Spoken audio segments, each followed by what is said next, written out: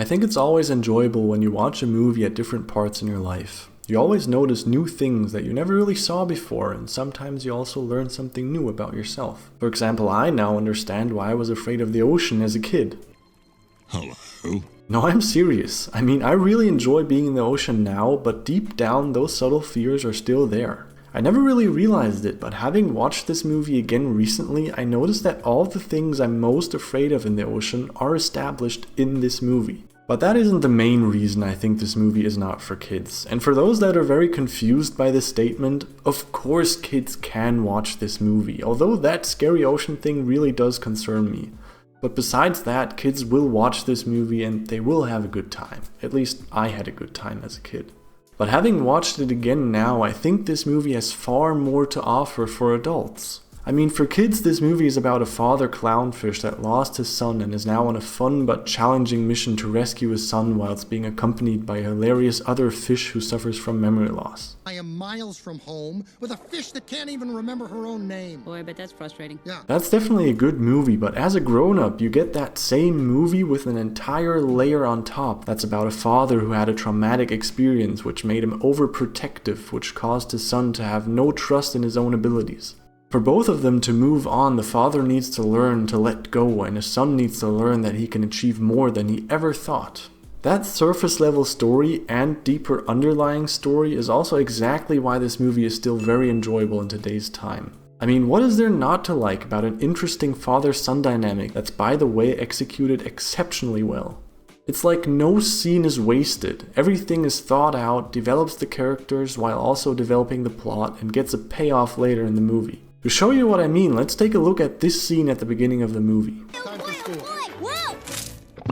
Nemo, you'll never get out of there yourself. I'll do it. All right, where's the break? Are you woozy? How many stripes do I have? I'm fine. Answer the stripe question. In a very natural way, this scene sets up Marlin as being overprotective, his son as being unsure of himself because of that, but at the same time it shows that all this protectiveness comes from a place of love. Missed a spot. Where? There. Right there. And here. And as if that wasn't enough, it also sprinkles in some funny jokes. Are you sure you want to go to school this year? Because there's no problem if you don't. You can wait 5 or 6 years. Everything we learn in this scene is something that the audience needs to know about Marlin and Nemo before the actual plot can unfold.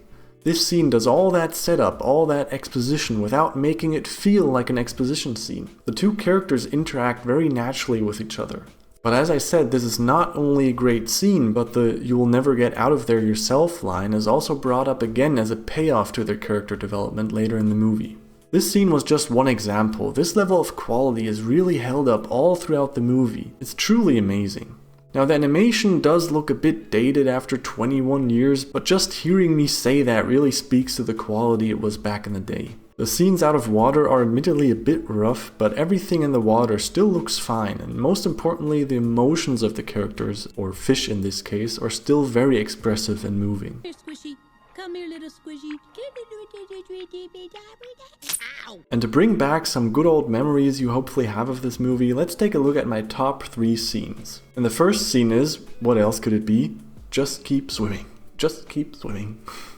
When life gets you down, you know what you gotta do? I don't want to know what you got to do. Just keep swimming. Just keep swimming. I have to admit that this scene itself is nothing special, but although I haven't watched this movie for ages, that phrase, "just keep swimming," is something I jokingly say to this day. It just stuck with me since I was a kid, and I also love the deeper meaning of it, but I'll get more into that later.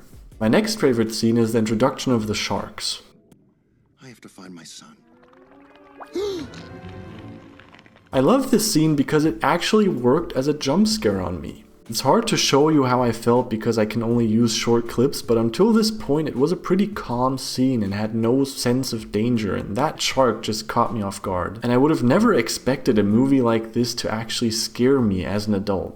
It's pretty impressive. And last but not least, I just really like the pure optimism of Dory. Already it's half empty. I'd say it's half full. Stop that. It's half empty. This scene is just one small example, but it really came out of nowhere and encapsulates the outlook on life of Dory and Marlin perfectly. No matter how bad a situation is, Dory always looks at the bright side. If, unlike Dory, you still remember, what was your favorite scene? Let me know in the comments below. Now let's get into what was special about this movie from an adult's perspective. As I said at the beginning, I think this movie had a lot more to offer for adults. As weird as that sounds, because you would never expect that from an animated movie. But I guess if you know Pixar, then it is to be expected. The most obvious adult theme in this movie is of course the question of what parenting style is best. We see with Marlin that because he went through a traumatic experience, he adapted, I think, the most protective parenting style there is. He even promised Nemo that he would never let anything happen to him. But as soon as they leave the safe space of their home and head into the ocean, the real world so to speak, we see that it is impossible for Marlin to keep such a promise, and that it also made Nemo incapable of dealing with problems by himself. Well, you can't never let anything happen to him. Then nothing would ever happen to him. Not much fun for little Harpo. Throughout their journey, we see different parenting styles that focus more on being there for their kids in case of an emergency, but not stressing it if their kids stumble. Now, I don't have kids, at least not yet, but I can't see myself having kids in the future, so watching this movie now definitely made me pay more attention to this theme. What's also interesting in this movie, and something I definitely noticed more as an adult, is that the real villains in this movie are actually people. Humanity, so to speak. Sure, you could argue that the predatorial fish, like the barracuda that killed Marlin's wife, and the sharks are also villains, but people are the ones that captured Nemo, were the ones that put him in an aquarium, were the ones that threatened to kill him, or maybe I shouldn't generalize that part because that girl was pretty crazy. But we were also the ones with a fishing net that Dory and Nemo had to break free from. The doctor even said at one point that he thinks he saved Nemo.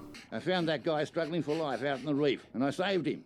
So, that Nova... I don't want to get too far into this, but this movie definitely doesn't shy away from showing how people often harm nature, and sometimes we even do that while convincing ourselves that what we're doing is something good. It's for sure a serious topic to touch on in a movie like this. The last theme I want to get into more is the deeper meaning of just keep swimming. I'll give myself the benefit of the doubt that as a kid I already understood that the meaning behind this is to keep going no matter what life throws at you. You can change the direction you're swimming in, but you should always keep swimming, because if you're in a bad place right now, stopping to swim will never improve anything. Understanding this as a kid is one thing, but actually living it is a totally different thing. And times like this will always come in our life. For example, I started this YouTube channel in January this year, and some videos just don't go anywhere.